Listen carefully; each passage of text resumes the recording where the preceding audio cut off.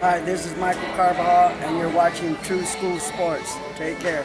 Good Well, it's personal between me and you, and I'm going to do you some serious harm, you big stiff idiot. The untouchable True School Sports Empire proudly presents something the boxing games are missing. Hey, what's going on? It's your boy BT, and I came here to talk some boxing with the thousands of True School Sports subscribers. Now, I wanted to put y'all on game to a fight that really I haven't seen anybody make a video about because everybody in boxing right now is too busy bitching and moaning about this whole Terrence Crawford Earl Spence situation. But you know what? We can't focus on what's not happening. We can't focus on the negative. We got to focus on what is happening. We got to focus on the positive. And there is a fight on one of these undercards this weekend that I really think it's flying under the radar. I think it's a really well-matched fight. I think there's a lot of good storylines going into the fight. And I think this is a fight that I want to highlight to you guys for you guys to watch. Now, the fight that I'm talking about is going to be on the undercard of the DAZN card, the Golden Boy show this Saturday.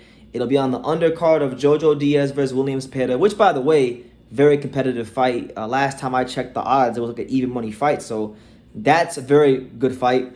But the fight on that card that I'm most excited for comes in the form of two 15-0 fighters. You got 15-0 AKO Golden Boy prospect, the A side in the situation, Hector Valdez, taking on the B side, a guy who's kind of slipped through the cracks, 15-0-1. I think he's got about 7 or 8 KOs himself. Max Ornelas. I might be butchering his name, but Max Ornelas, really good, talented fighter, and it's the classic matchup of the boxer being Max Ornelas. The swarmer / pressure fighter will be Hector Valdez in the situation. Now, starting from the Hector Valdez side of things, he's a guy that I've had a chance to watch him fight a couple of times on Virgil Ortiz undercards. I actually seen him fight once last year on the Virgil Ortiz and Maurice Hooker undercard, if I'm not mistaken. Good pressure fighter, good durability, tough, loves to come forward. Sometimes has that habit though of not, even though he's a pressure fighter, he's one of these pressure fighters that doesn't necessarily always impose his will on the fight. So sometimes it can make, when he's fighting inferior opposition, it can make for a boring fight because he'll throw his hands and he'll outwork them, but it won't really be no sensational performance, and he won't really be a standout type of a fighter or a young fighter to look out for when you watch a fight in inferior competition. But hey, Valdez is tough. He's a man's man. I mean, this is a guy that loves to work on his cars, as he's displayed on his Instagram numerous amounts of times. So yeah, look, I think this is a chance for him to get a good undefeated record on his resume with Max Ornelas. Now, the reason I'm really intrigued about this fight is because I don't know him personally, but I've been in the gym with Max Ornelas. I've seen him do number of rounds sparring Angelo Leo. I should have interviewed him, honestly. I don't know why I didn't interview him, but Max, very talented fighter. He was a fighter that was signed to Roy Jones Jr. Promotions. Roy Jones Jr. was very high on him, and then inactivity has plagued his career, and he's kind of slipped through the cracks, and he's been one of these guys that when you watch him in the gym, you're like, man, how have I never heard of this guy? How is this guy 15 and I never heard of him? And he's one of those guys that have slipped through the cracks. So now this is his chance to prove himself against a top Golden Boy prospect, and it's a really good fight. It really is. I think for Valdez, what I'm looking for Hector Valdez in this fight is I'm looking for Hector Valdez to go in there and show why there was all this hype on him. I know he trains down there in Texas at the Irving Powell with Virgil Ortiz and all them guys. He's a Texas boy. So, when we talk about Texas fighters, normally the Texas style, whether it be Earl Spence, Terry Norris, Jamel Charlo, whomever, it's all about hand positioning and being very compact and just overall being no nonsense. And that's kind of how he fights. So I think the fight within the fight for this fight is, Max Ornelas, can he use his range and his superior boxing skills to run Hector Valdez into something